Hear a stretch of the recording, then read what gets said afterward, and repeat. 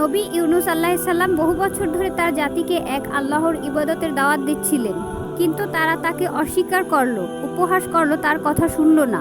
অবশেষে ইউনুস আলাইহিস সালাম বুঝলেন আল্লাহর শাস্তি খুব কাছাকাছি। তিনি আল্লাহর অনুমতির আগেই সেই জনপদ ছেড়ে চলে গেলেন। কিছুদিন পর আকাশের রং বদলে গেল, কালো মেঘ জমতে শুরু করলো। মানুষ বুঝতে পারলো এ কোনো সাধারণ মেঘ নয়, আল্লাহর শাস্তি নেমে আসছে। সেই মুহূর্তে তাদের হৃদয় ভেঙে গেল। পুরুষ, নারী, বৃদ্ধ, শিশু সবাই ঘর থেকে বেরিয়ে এলো। তারা কান্নায় ভেঙে পড়লো। তারা তাদের অন্যায় স্বীকার করলো এবং একনিষ্ঠভাবে আল্লাহর কাছে ক্ষমা চাইতে লাগলো। তখন এমন একটি ঘটনা ঘটলো যা অন্য কোনো জাতির ক্ষেত্রে ঘটেনি।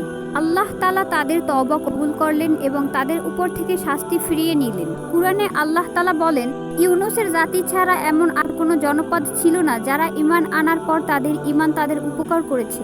যখন তারা ঈমান আনলো তখন আমি তাদের থেকে দুনিয়ার লাঞ্ছনাদায়ক শাস্তি সরিয়ে নিলাম এবং একটি নির্দিষ্ট সময় পর্যন্ত তাদের জীবন উপভোগ করতে দিলাম। এটি কুরআনে বিশেষভাবে উল্লেখিত একটি ব্যতিক্রমী ঘটনা। প্রিয় সুধী, এই কাহিনীটির শিক্ষা হলো আল্লাহর রহমত এতটাই বিস্তৃত যে শাস্তি একেবারে সামনে চলে এলেও যদি মানুষ সত্যিকার অর্থে আল্লাহর কাছে ফিরে আসে তো আল্লাহ ক্ষমা করে দিতে পারেন। আল্লাহ শাস্তি দিতে ভালোবাসেন না, তিনি ভালোবাসেন বান্দার তওবা। আলহামদুলিল্লাহ। প্রিয় সুধী, আপনি যদি ইসলামিক কাহিনী ভালোবাসেন তাহলে আমার ছোট্ট চ্যানেলটিকে সাবস্ক্রাইব করার অনুরোধ রইল।